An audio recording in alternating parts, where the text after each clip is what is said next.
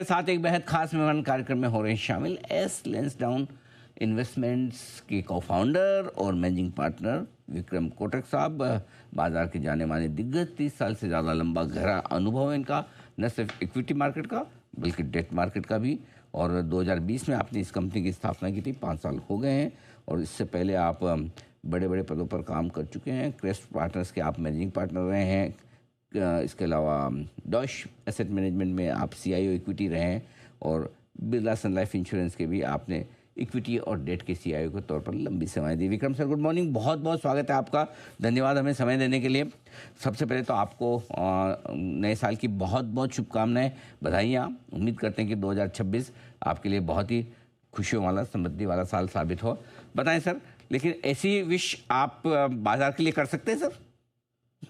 हमने दिवाली में जो आपका शो किया था, जो मैं हर साल करता हूँ, तो मैंने एक बताया था कि ये टाइम है दिमाग नहीं लगाने का और स्लोली खरीदी चालू करने का। अगले 4-5 महीने अपने को चांस मिलेगा खरीदी करने का, और ये सबसे बेस्ट टाइम है स्मॉल मिड कैप खरीदने का। मैं एक शीट देख रहा था अनिल जी, जहाँ पे मैं 1000 स्टॉक ट्रैक करता हूँ। टॉप 100 स्टॉक निकाल दो, उसके बाद के 1000 स्टॉक, तो करीबन 40% उसके स्टॉक 50% डाउन है 3 साल के अंदर, और बाकी के 60% 25 से 30% डाउन है in last 3 years. So time consolidation, price consolidation, सब कुछ हो गया है, अच्छी वैल्यू इमर्ज हो रही है। तो मेरा ये मानना है, despite of so many negative, अपने सामने जो है एफआईआई जा रहे हैं, एफडीआई एग्जिट हो रहा है, जापान का यील्ड ऊपर जा रहा है, टैरिफ का इश्यू है, एआई का इश्यू है, ये सारे नेगेटिव्स को हटा के हम थोड़े पॉजिटिव्स पर फोकस करें, तो ये साल 2026 जो है, ये चेंज इन बिहेवियर मैं बोलता हूं कि अपने को एज ए इन्वेस्टर और एज अ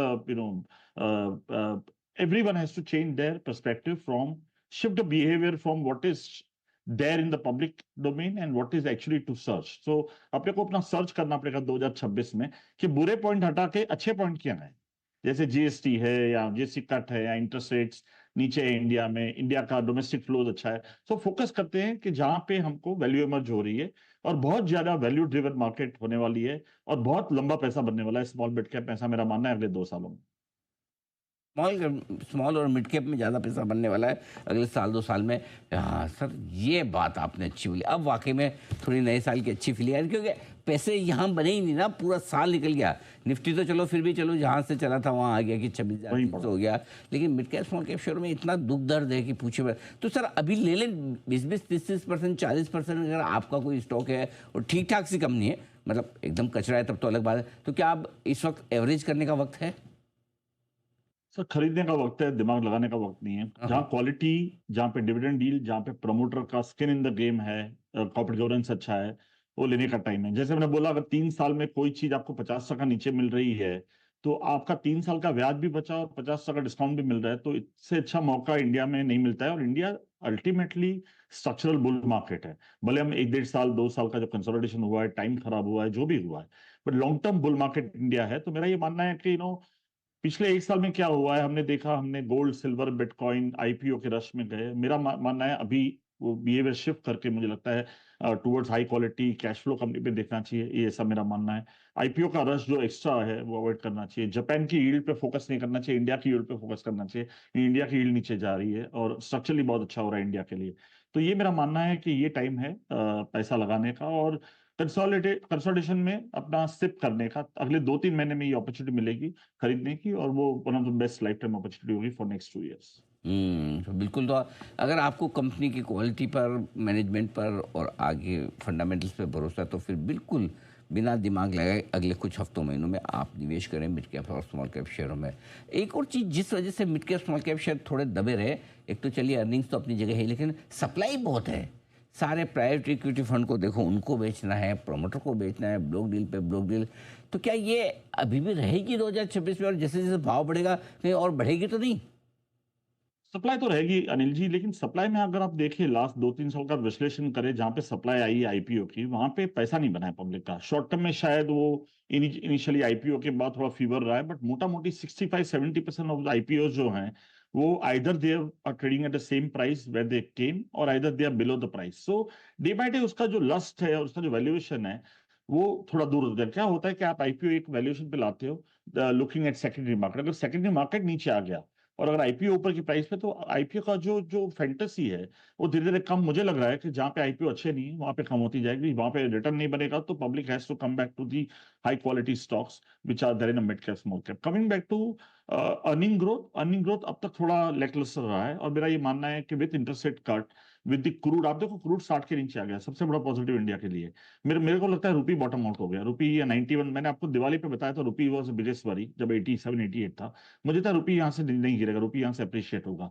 तो रुपी अगर पॉजिटिव है, अगर आपका क्रूड 60 के नीचे आ गया है, आपका इंटरेस्ट रेट स्टेबल है, आपका इन्फ्लेशन स्टेबल है, और जीएसटी कट आपने दे दिया, और गवर्नमेंट अगर एक आध दो चार चौका मार दे बजट में, तो मुझे लगता है कि आप भूल जाएंगे कि एफआईआई एफडीआई में क्या हुआ, जापान में क्या हुआ, ग्लोबली क्या हो रहा है। हम फोकस करेंगे, इंडिया पे फोकस करना चालू कर देंगे, ऐसा मेरा मानना है। ओके।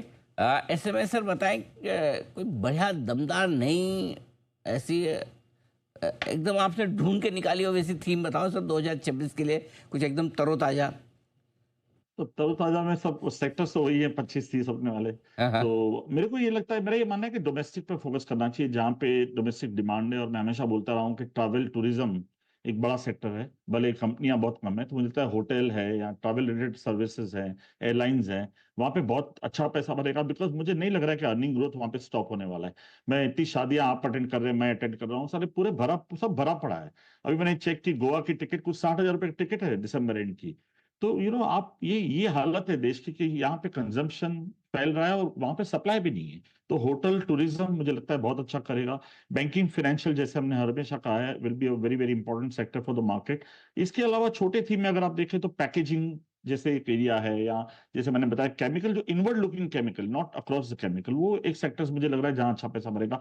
कंजम्पशन मोर और लेस यहाँ से इंप्रूव होना चाहिए, ऐसा मेरा मानना है। भले वो आप थिएटर हो, ट्रैवल हो, होटल्स हो, जैसे भी आप देखो, बेसिकली कंजम्पशन पे फोकस इंडिया का वापस आ जाए। टेलीकॉम एवरग्रीन सेक्टर है, वो अच्छा कर रहा है। तो ये सारे सेक्टर्स हमको अच्छे लग रहे हैं। All hotel aviation banks finance consumption से जुड़े सर मतलब आई मीन वो स्टॉक स्पेसिफिक आप बात नहीं करते, लेकिन फिर भी मैं एक ये चीज़ पूछना चाहूँ, आपने एविएशन का नाम लिया तो ले दे के, तो क्या इंडिगो स्पाइस जेट ही है? इंडिगो ही है, स्पाइस जेट तो मैं अभी थोड़ा सा बोल अच्छा सकता हूँ, बिकॉज अभी मैं कंप्लाइंट नहीं हूँ, अभी आई एम अच्छा। Not managing funds for public, so I can talk about it. हाँ। तो इंडिगो ही एक एज ऑन टुडे एक ही स्टॉक है, बट अराउंड जो सर्विस है, ट्रैवल रिलेटेड सर्विस है, वहां पे फोकस करना चाहिए। होटल्स है, होटल्स इतनी दमदार कंपनियां मिल रही हैं अच्छे वैल्यूएशन पे, मुझे नहीं लग रहा ये चांस मिलेगा किसी को होटल खरीदने का फिर से। बढ़िया, बहुत ही बेहतरीन थीम्स आपने 2026 के लिए बताई।